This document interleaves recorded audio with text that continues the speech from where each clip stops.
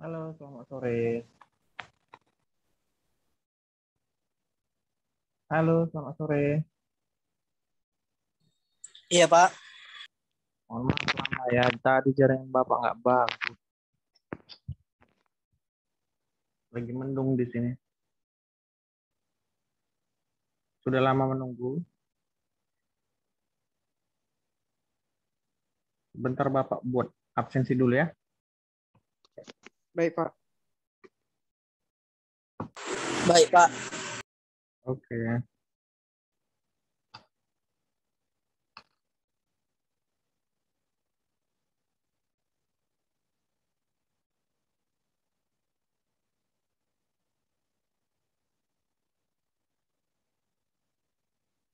Itu udah Bapak share absensinya.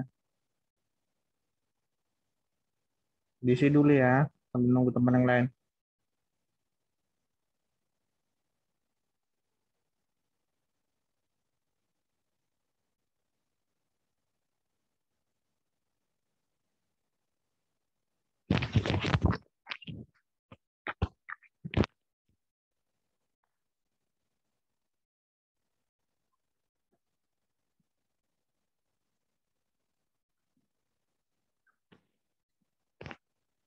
Bagaimana, sudah masuk absensinya?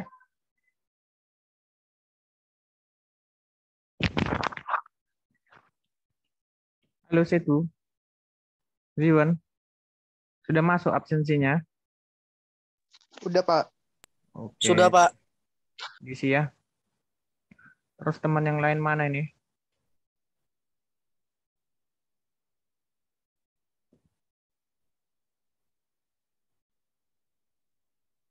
Dikabari teman yang lain biar masuk. Baik, Pak.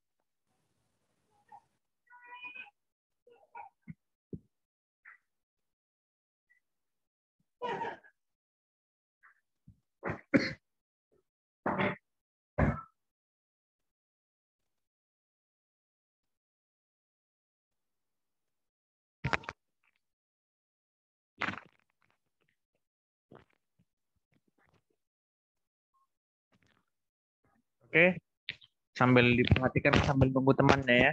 Kita lanjut aja. Bagaimana, Ziwan, Setu? Ya, lanjut ya, Pak. Nah, jadi di sini materi kita di pertemuan ke-12 yaitu ada memahami prinsip polimorfisme. Pertemuan 12 apa 13 kita sekarang? 12. 12 ya, pertemuan ke-12.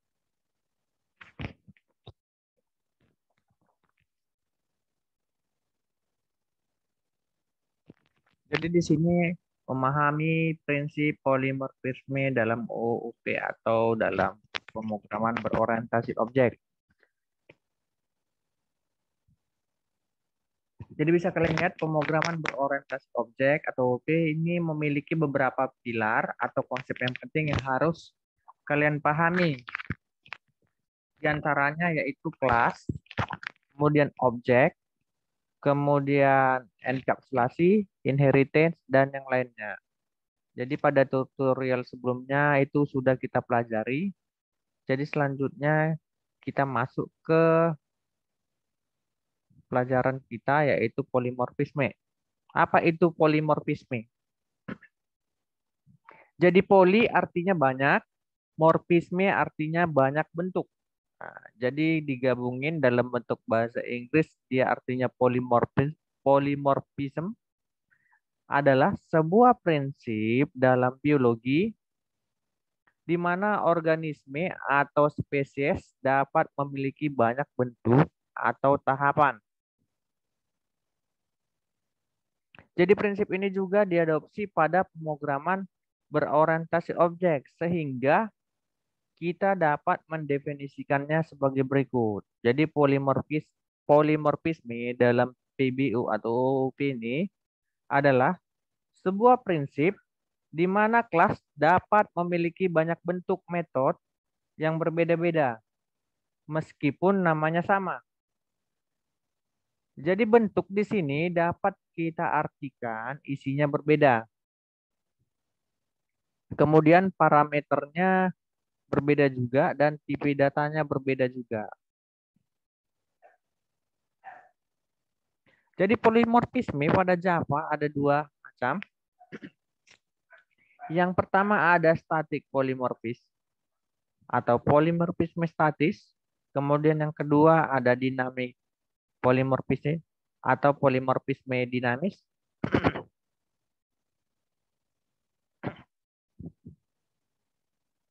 Selanjutnya, beda dari keduanya terletak pada cara membuat polimorfisme. Jadi polimorfisme statis dia menggunakan metode overloading, sedangkan polimorfisme dinamis dia menggunakan overriding. Jadi contohnya bisa dilihat di sini contoh pemrograman polimorfisme dinamis. Nah, di sini ada main, kemudian ada bangun datar. Jadi ini nanti wajib dibuat pemrogramannya semua. Yang pertama yaitu bangun datarnya. Habis itu setelah bangun datar apa? Setelah bangun datar maka ini pertama yang kita bangun nanti programnya ada bangun datar. Setelah bangun datar ada persegi, lingkaran, segitiga, kemudian yang terakhir yaitu program main. Untuk itemnya bisa kalian lihat di bangun datar ada luas sama keliling, di persegi ada sisi, luas dan keliling, di lingkaran ada air, kemudian ada luas, ada keliling, di segitiga ada alas tinggi, kemudian luas keliling, di menu main ada main. Itu dia. Jadi ada pada diagram tersebut terdapat kelas bangun datar yang memiliki 3 subkelas yaitu persegi, lingkaran, dan segitiga. Setiap kelas memiliki metode yang sama yaitu luas dan keliling. Akan tetapi metode-metode ini memiliki rumus yang berbeda. Jadi nanti pertama kali kalian lakukan buatlah project baru di NetBeans. Caranya bagaimana? Jadi ketika kalian klik aktif NetBeans-nya, lakukan seperti ini. Sudah pernah lihat softwarenya? Pasti belum ada menginstalkan NetBeans kan? Download aja nanti. Udah, Pak. Jadi nanti langkah-langkahnya ini. Ketika membuat project baru, pilih Java, kemudian Java application. Selanjutnya pilih next. Lihat yang tanda merah next. Tanda panahnya yang ini. Selanjutnya, berikan nama contohnya polimorfis. Jadi Bapak buat tadi. Nah, bisa kalian lihat pemrogramannya. Mana ya? Java. Nah, ini dia. Jadi ini sudah Bapak buat. Ini dia. Namanya contoh polimorfisme. Kemudian nanti dia ada 5 itemnya. Bangun datar, lingkaran, main, persegi, sama segitiga. Kita kembali ke slide.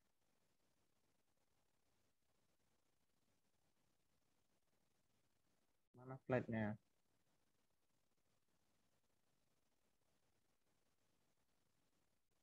Ini. Jadi contoh. Jadi langkah selanjutnya kalian beri nama dengan nama contoh polimorfisme. Perhatikan penulisannya yang warna merah ini. Dibuat di yang tanda warna merah. Yang ini. Ini dia namanya dibuat di sini. Kemudian perhatikan jangan centang. Selanjutnya apalagi klik finish. Bisa kalian ikuti. Kemudian selain itu buat page baru dengan nama bangun datar. Jadi nanti di sini kalian klik kanan untuk membuat page-nya seperti ini. Kemudian setelah kalian buat namanya bangun datar, buatlah kelas baru dengan nama bangun datar. Caranya ini tadi, klik kanan, kemudian perhatikan ini, klik kanan, kemudian pilih new Java class pada tanda bangun datarnya. Jadi seperti program Bapak tadi yang ini. Nah, dia di sini ada bangun datar. Yang pertama tadi judulnya ini kan, contoh polimorfisme. Pisme. Kemudian buatlah ini, bangun datar. Langkah keduanya. Ini langkah pertama. Ini langkah kedua. Nanti ini langkah ketiga, keempat, kelima. Ini di langkah selanjutnya.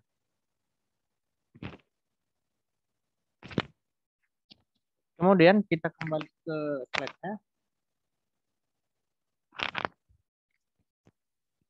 Setelah itu, kalian buatlah program ini. Nanti bisa kalian ketik, bisa kalian copy paste.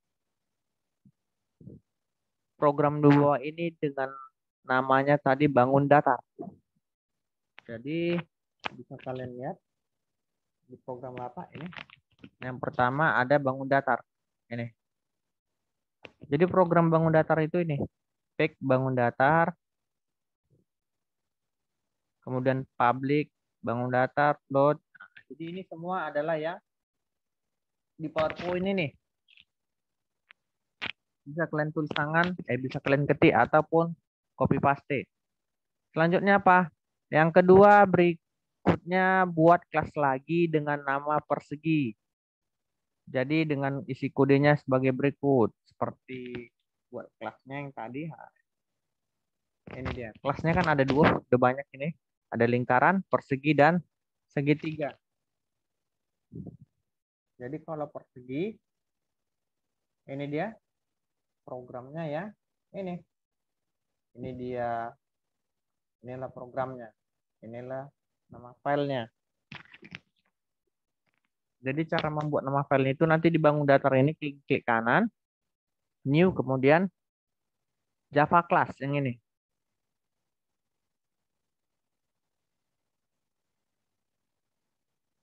Itu dia. Selanjutnya kita kembali ke slide.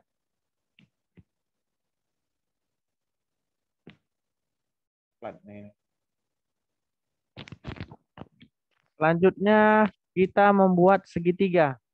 Nah, segitiga ini juga sama, kalian copy paste. Jadi nanti rumusnya di situ sudah ada, alas kali tinggi. Jadi kalau di programnya yang segitiga ini sudah Bapak kerjakan. Ini dia segitiga, programnya yang ini.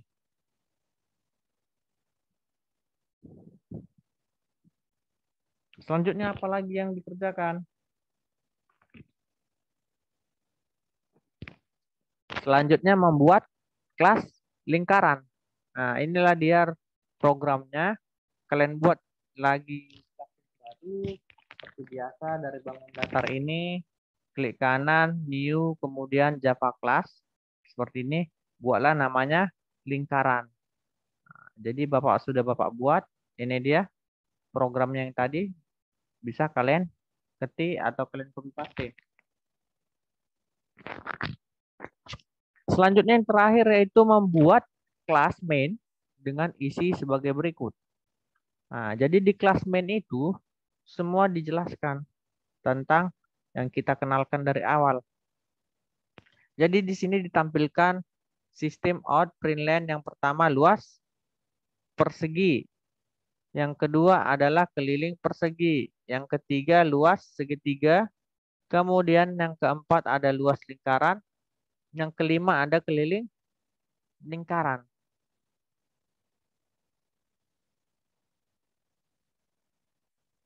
Jadi nanti bisa kalian lihat dari hasil pengerjaan kita kan sudah ada 5 kelas. Yang pertama bangun datar, yang kedua lingkaran, yang ketiga main, yang keempat persegi, yang kelima segitiga. Jadi bisa kalian lihat di program Bapak. Ini dia. Jadi dia ada 5. Yang pertama ada bangun datar, yang kedua lingkaran, yang ketiga main, yang keempat persegi, yang kelima ada segitiga. Itu dia. Selanjutnya, apalagi perintahnya di slide. Selanjutnya kita run, nanti hasilnya seperti ini. Maka Ketika Bapak run,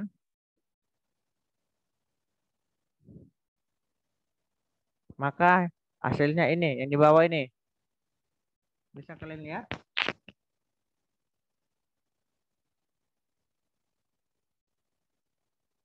Kelihatan nggak kalau di zoom? Kelihatan, Pak. Ah, ini dia hasilnya.